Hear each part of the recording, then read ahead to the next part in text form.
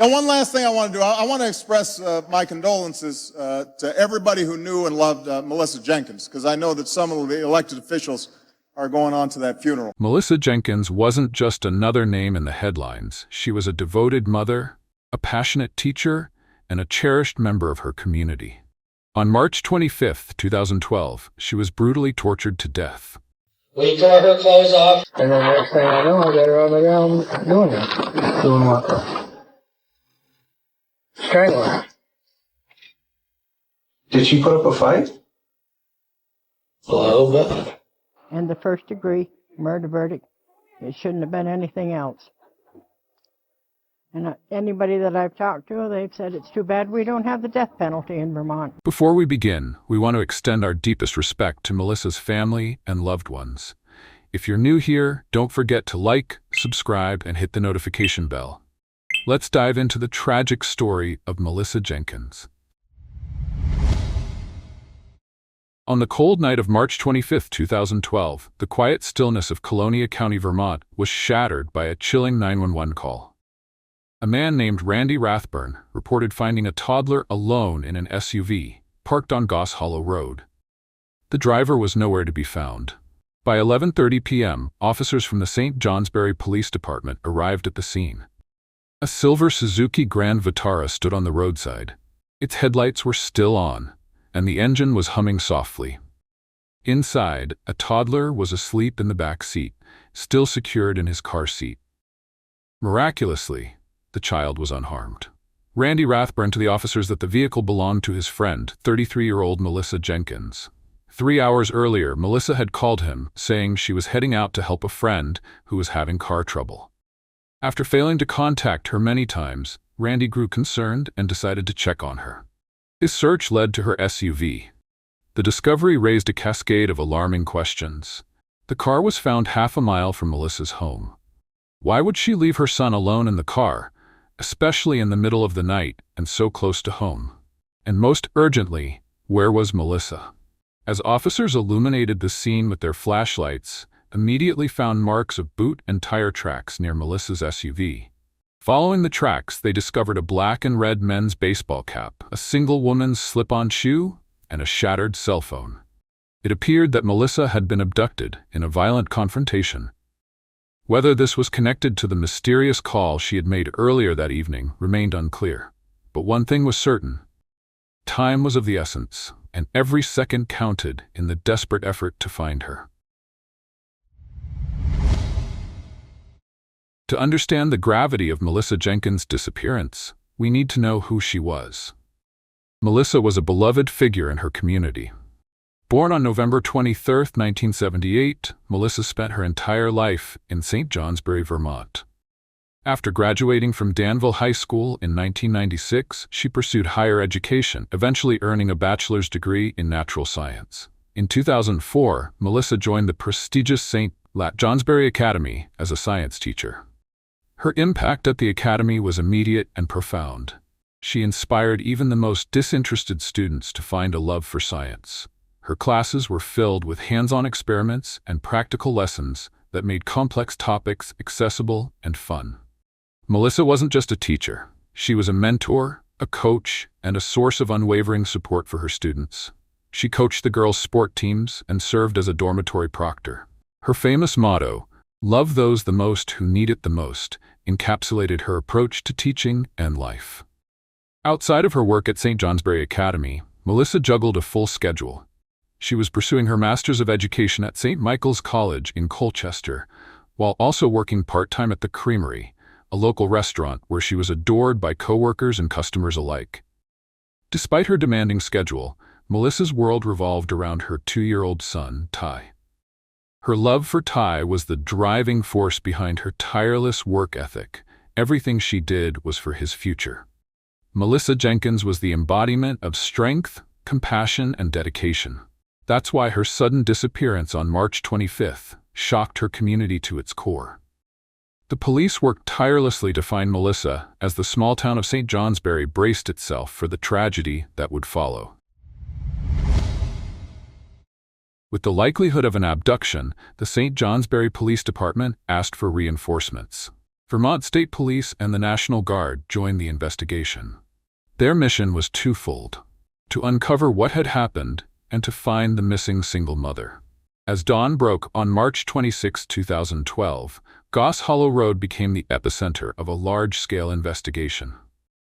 Police cruisers blocked off sections of the road, while search teams equipped with trained canines fanned out from the site where Melissa's SUV was found. Helicopters buzzed overhead, scanning the dense forests and fields from above. The search took investigators to Melissa's home, located just a short distance away. The house showed no signs of forced entry, theft, or violence. They only found a few minor details: some papers left out in plain view, a business card for a local snow removal and towing company. With few substantial leads at the house, detectives shifted their focus to the evidence collected from the roadside. The items, a single shoe, a baseball cap, and tire tracks, were sent for forensic testing. However, the smashed cell phone, confirmed to belong to Melissa, became a critical focus. While the device was physically broken, investigators were determined to retrieve any data it might hold, knowing it could provide vital clues about her last movements or communications. Meanwhile, another team of investigators interviewed everyone connected to Melissa, including the only known witness to the terrifying events, Melissa's 2-year-old son, Ty. Interviewing a child so young was a challenge itself. Police sought help from an expert specializing in working with children. What Ty shared during that delicate conversation was nothing short of heartbreaking and deeply troubling. Despite his young age, Ty managed to describe that after Melissa got out of her vehicle, she was attacked. Through his limited vocabulary, he told officers, "Mommy cried," and added, "Someone pulled on Mommy's neck." This was enough to reinforce the urgency of the case. With no more insights to glean from the child, police shifted their focus to other potential leads. One of the first individuals investigators spoke to was B.J. Robertson, Melissa's ex-partner and the father of her son. B.J. was once a standout high school basketball star in Burlington and even played professionally in the Premier Basketball League with the Vermont Frost Heaves. Since retiring, he had been living a quiet life in Burlington. During the interview, detectives asked B.J. Robertson the usual questions about his relationship with Melissa, his involvement in Ty's life, and any possible conflicts. It quickly became clear that B.J. had no connection to Melissa's disappearance. There was no evidence linking him to the case, and multiple witnesses confirmed his alibi, placing him in Burlington at the time of the incident. Unfortunately for investigators, leads were scarce. Melissa's family and friends could not identify anyone who might have wished her harm. Known for her kindness and compassion, Melissa wasn't the type of person to have enemies. Even the mysterious phone call about car trouble led nowhere. That is, until police spoke with Melissa's brother, John. Like others close to Melissa, John initially said that everything in her life seemed fine. He had spent time with her just a few nights before, and there was nothing unusual in their interactions. However, when detectives pressed him about her past relationships, John hesitated before mentioning a name that shocked the investigators: Randy Rathburn. At first, Randy Rathburn seemed like a crucial witness, providing valuable details about Melissa's final hours. But investigators suspected he could have been more involved than he claimed. Melissa's brother John revealed that Melissa had just ended a relationship with Randy. Randy wanted something more serious, but Melissa wasn't ready for that level of commitment. Her life was already overwhelming, balancing a demanding career, her education, and raising her young son. She had asked to remain friends. While it seemed amicable on the surface, investigators wondered if Randy harbored deeper resentment. More disturbingly, Randy's record was full of minor criminal charges. Most were unremarkable, but one stood out: a prior charge for providing false information to the police.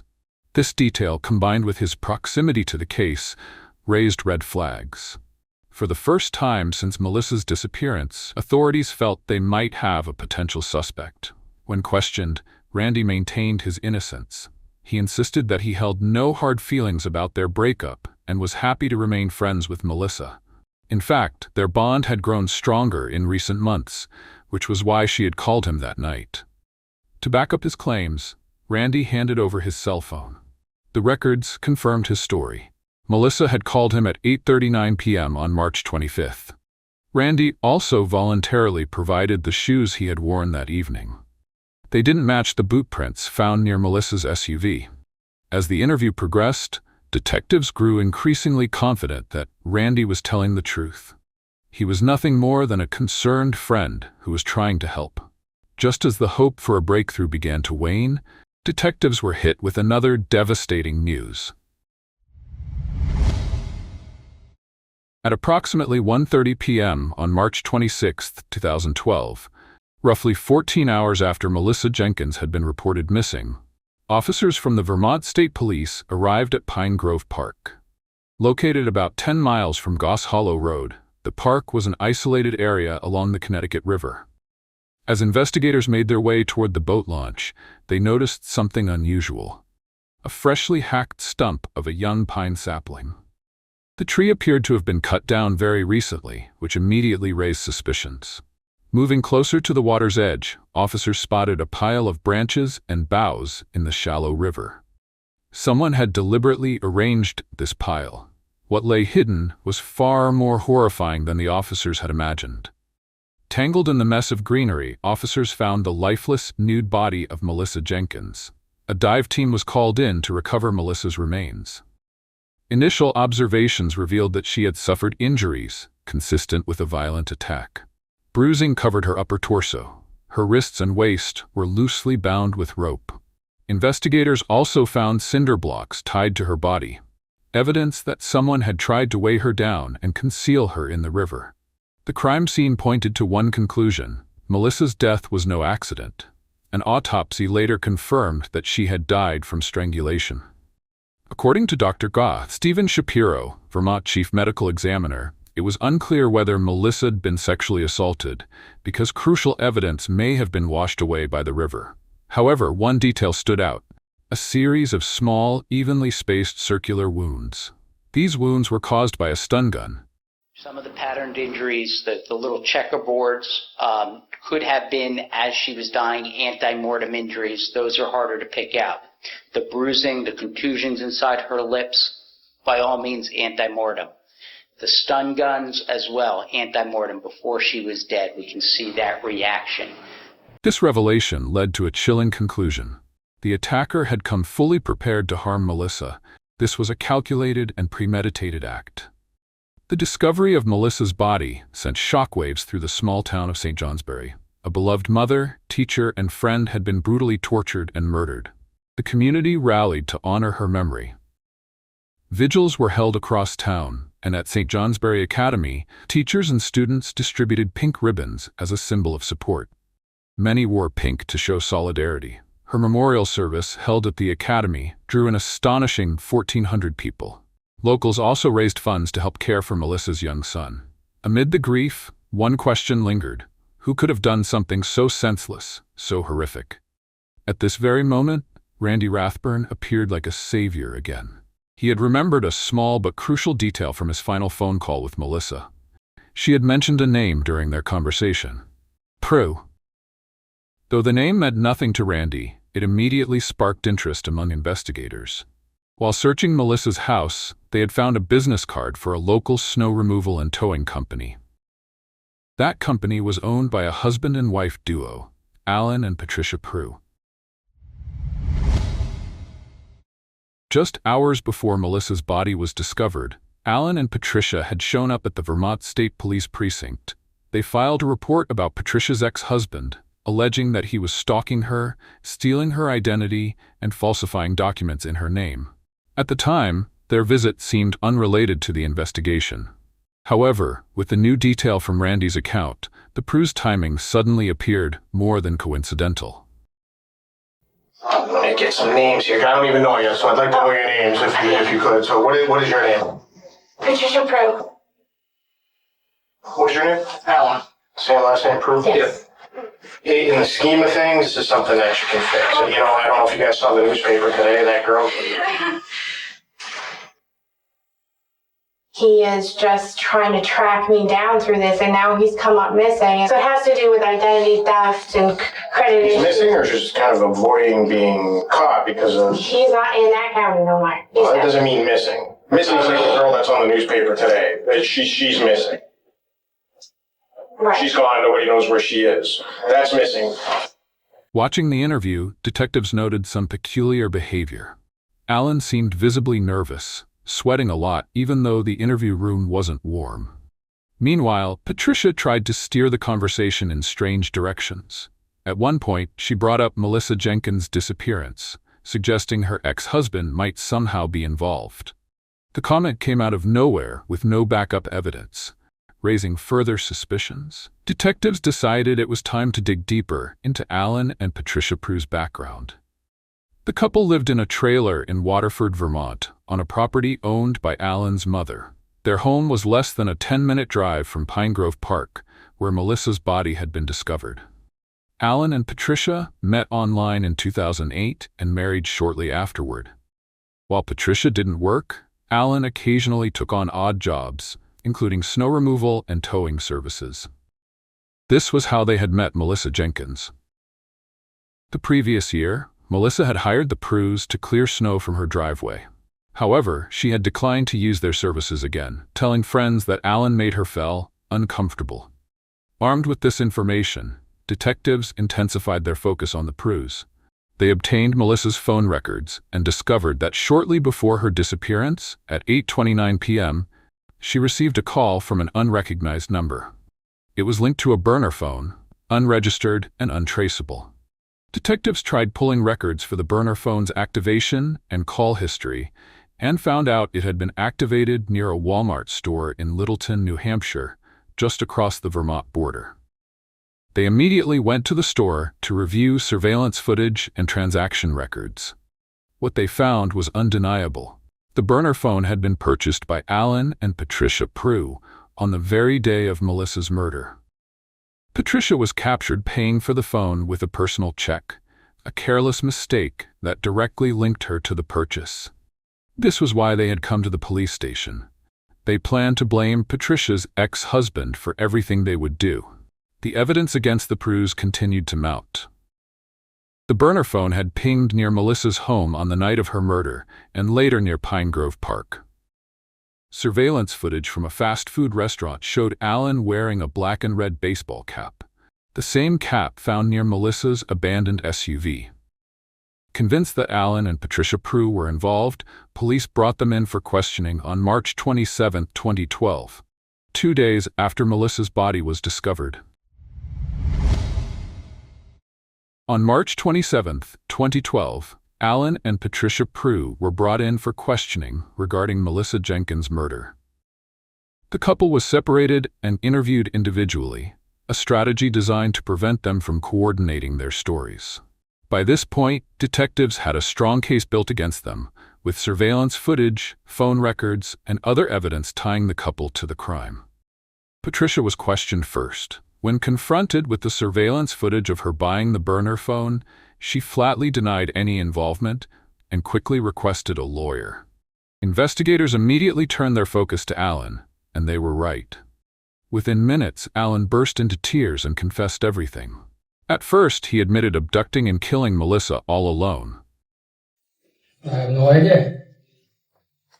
Something was fucking wrong with me that night. I have no clue. I didn't feel myself. I did not feel like myself that night. It was very, very strange. I did it myself. My wife had nothing to do with it. It didn't take long before Allen contradicted himself under the weight of the evidence. Eventually, he admitted both him and his wife were involved in Melissa's disappearance and murder. I ended up going up on Goss Hollow Road, and my wife called Melissa from the track phone. Melissa come down, pulled up in front of us. And then next thing I know, I got her on the ground doing it. Doing what? Strangling. Did she put up a fight? A little bit. But why did they target Melissa? Allen's answer was about to send chills down everyone's spine. Her and I wanted a girl we could play with, but we wanted it willingly. because she's bi. Okay, so you got her down there so you could maybe have a threesome with her, and you didn't even ask. No. You guys just strangled her. Yeah. According to Allen, he and Patricia had been obsessed with the idea of luring another woman into their relationship. In fact, they had found some partners, but none had satisfied their desires until they met Melissa Jenkins. 1 year earlier, Melissa had hired the Prue's company for snow plowing services. Allen misinterpreted her kind demeanor as flirting and attempted to ask her out on a few dates. Feeling uncomfortable, Melissa told Allen to stop contacting her and chose not to hire his company again. It was then that Allen and Patricia began to plan the abduction. Over the following months, they stalked Melissa, carefully planning their crimes. Allen claimed they never intended to harm Melissa. On the night of March 25, 2012, the couple used the burner phone to call Melissa, pretending to have car trouble. Melissa, kind-hearted and trusting, responded and drove out to meet them. However, Allen admitted that when Melissa arrived, something inside him snapped. As she stepped out of her SUV, he launched a sudden and violent attack, overpowering her and dragging her into their vehicle. Once inside, he began driving, while Patricia continued the savage assault in the back seat. At some point, Allen claimed Patricia accidentally killed Melissa. When Allen found out, it was too late. Realizing what they had done, the couple spiraled into panic. Their dark fantasy had turned into a brutal crime. To cover their tracks, they returned to their trailer in Waterford. There, they stripped Melissa's body of clothing, doused her in bleach to erase fingerprints and DNA. They then gathered supplies, including cinder blocks and rope, before driving to Pine Grove Park. I threw her in the back seat. I went to my house. I got the cement blocks and the rope. We tore her clothes off from her. Where? Outside. Yeah. It was on a tarp outside. Okay, on a tarp. Then I bagged all the clothes up. I laid the tarp in the trunk of my car. I put her in the trunk of my car. Drove to the fucking boat access. We put her in the water. You and Patricia. Yep, we both dragged her into the water. They tied Melissa's body to the cinder blocks and placed it in the river, hoping it would sink. When the body didn't submerge, Allen admitted they cut down a small pine sapling and used the branches to conceal her remains. I dumped bleach on her. Why? Thinking I would get rid of fingerprints or whatever. I put her in the water, weighted her down with blocks, tied her feet with rope, put branches over her, and then we left and went home. After leaving the park, the Prues drove across the state border into New Hampshire, where they burned Melissa's clothing, Allen's boots, and other incriminating items. Despite these efforts, their poorly executed cover-up left behind a trail of evidence that ultimately led investigators to their door. Allen's confession was chilling, not only for its details, but for the casual way he described the events. While he admitted to strangling Melissa, he repeatedly claimed that he didn't know why he had done it and insisted that something felt wrong that night. He even addressed Melissa directly during the confession, saying, Melissa, if you can hear me, I'm terribly sorry. You didn't deserve that. You're a nice person. You deserve to live a long life, watch your baby grow up. I'm truly sorry. Don't go to jail. Never afraid of that. Detectives did not believe Allen's claim that Melissa's death was a terrible accident. If Allen and Patricia never intended to harm Melissa, why did they take such calculated steps to lure her out late at night? Why did they carefully conceal their identities and try to shift blame onto Patricia's ex-husband? To investigators, the conclusion was clear. Allen and Patricia Prue may not intend to kill Melissa immediately, but they had meticulously planned to abduct her. Following Allen's chilling confession, both he and Patricia were charged with first-degree murder, conspiracy to commit murder, and attempted kidnapping. Further investigations revealed even more incriminating evidence against the evil couple. State police arrested Allen Prue, age 30, and Patricia Prue, age 33, both of Waterford, Vermont, for second-degree murder and improper disposal of a body. Both of these subjects who were arrested were processed at the St. Johnsbury Barracks. Both Allen and Patricia Prue were lodged at the Northeast Correctional Facility in St. Johnsbury and are both being held without bail. During a search of the Prue property, police discovered bleach and cinder blocks matching those found with Melissa's body in the Connecticut River. In a messy drawer, they spotted an empty stun gun box. Tire tread impressions from Allen's car also matched the tracks at the crime scene. In New Hampshire, police found burned remnants of Melissa's clothing, steel-toe inserts, and partially melted soles from men's work boots. These boots matched the footprints discovered near Melissa's abandoned SUV. The final indisputable piece of evidence came from DNA testing on the black and red baseball cap. The results confirmed it was Allen Prue's hat, directly tying him to the crime scene. Allen Prue was the first to stand trial in October 2014. Facing charges of first-degree murder, conspiracy to commit murder, and attempted kidnapping, Allen's defense team attempted to shift the blame entirely onto Patricia. They painted Allen as a passive participant who had been manipulated by his controlling wife. Patricia was the driving force behind the dark fantasies and the mastermind behind the attack. To bolster their argument, the defense pointed to Allen's low IQ and the fact that he had never finished high school. Allen Prue, you will hear evidence, has a 75 IQ, and he's outmatched during what turned out to be 7 hours of interrogation. And in an attempt to deflect blame from his wife, Allen Prue made up a story that landed him in that chair. Allen's mother testified that her son had been a normal person with many hobbies before meeting Patricia. She described Patricia as a controlling figure who dominated Allen's life, discouraged his hobbies, and left him isolated. He was vulnerable to manipulation.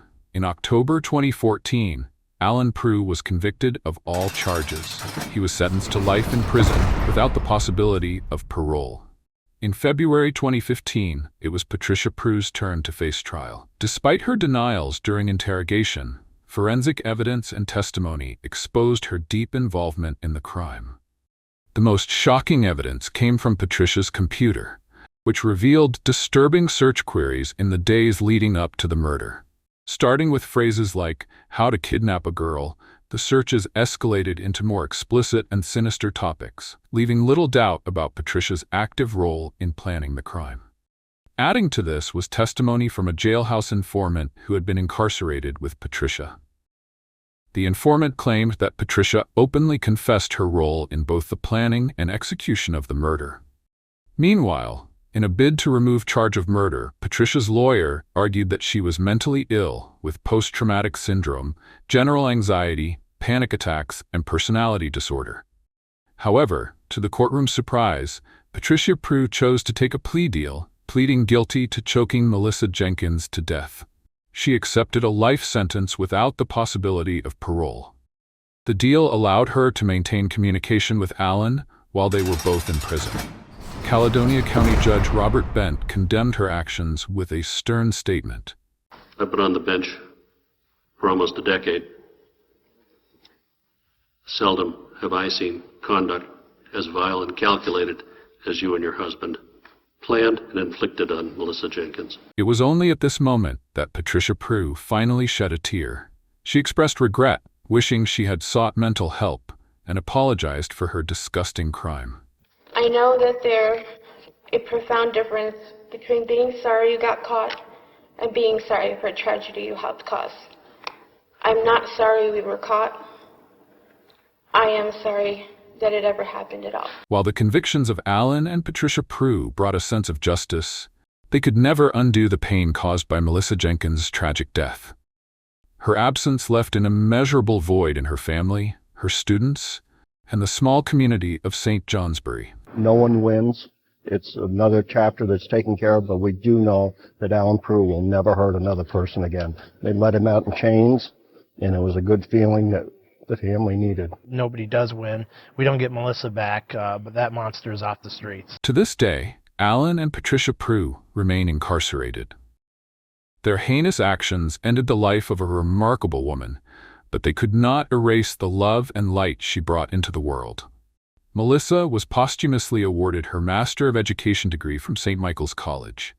This recognition reflected the hard work and commitment she had shown in pursuing her goals, even while balancing the responsibilities of being a single mother and a full-time teacher.